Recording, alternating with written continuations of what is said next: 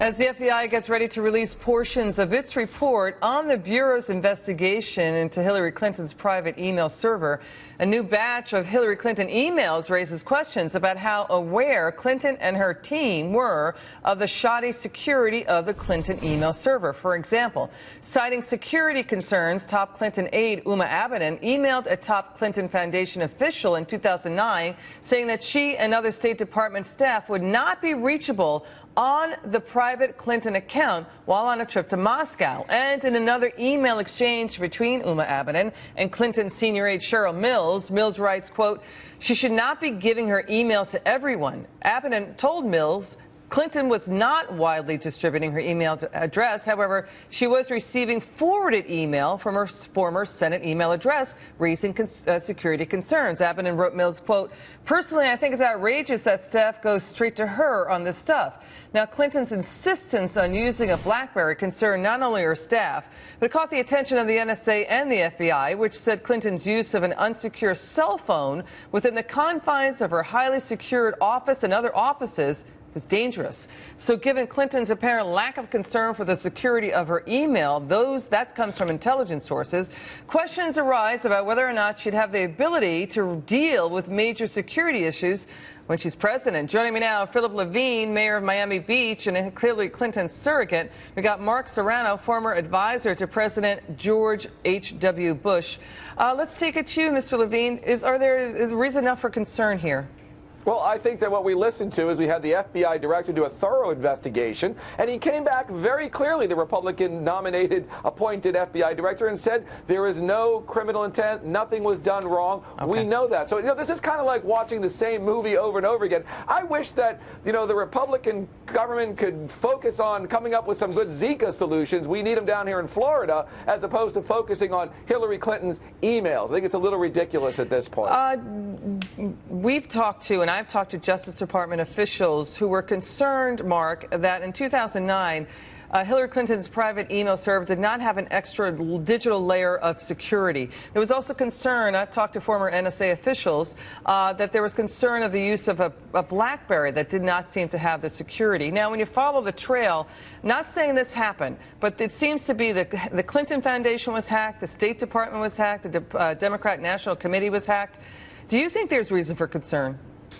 Of course. As you can address it with talking points from the Clinton campaign, or can we look at it as a more serious threat to our national security, which it was.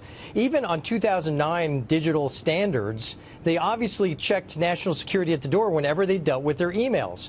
And, look, Liz, if you take a look at it, the Clintons really created a toxic cocktail of scandals. And the Clinton Foundation was clearly, in my mind, a funhouse for the Clintons. Huma Abedin was the lady taking the tickets at the gate, and her husband, Anthony Weiner, was the creepy clown. Look, serious breaches occurred in our national security because of their emails, okay? And look, the FBI director, clearly should have taken action and clearly took a pass on it, because experts have shown us that the national security is put at risk because of these emails. Come on, this is ridiculous. This is hogwash. But you know what? Where's Q? Remember Q from the James Bond movies and always in charge of communication? Why don't you find Q in the State Department and see what went wrong? Because Mayor, you're talking nonsense. You're talking about Q, and you're dismissing these claims that national security was compromised. And let me tell you, Liz, all right, hang on, Mayor, hang on just one second. Mayor, I'm going to get to you in a second. Hang on, Mayor. Go ahead, Mark. Take it from Mayor, hang on. Let Mark finish his point. I'll come back to you. Go ahead, Mark. Liz, the New York Times is the putative standard for liberalism and Clinton politics in America. In their editorial, they said that there is a, quote, ethical imperative that the foundation stops taking foreign money now, and the Clintons extract themselves from this scandal-plagued matrix. All right, Mayor, comment on the New York. Mayor, hang on. Comment on the New York Times basically coming out saying what Mark just said, that the Clinton Foundation should stop taking foreign donations. Well, let's look what we have here. We have the most popular former president of the United States who went out after his presidency, and instead of sitting around painting paintings or just doing nothing, he went out and built the most extraordinary organization. And what Talk about the New York Times. But think about what they've said. President Clinton has said, if Secretary Clinton is elected president, he will make sure he's not involved. He'll divorce himself from the foundation. He won't answer the question. Right. The New York Times has called them out. But I think the New York Times called the Clintons out, and you won't address it.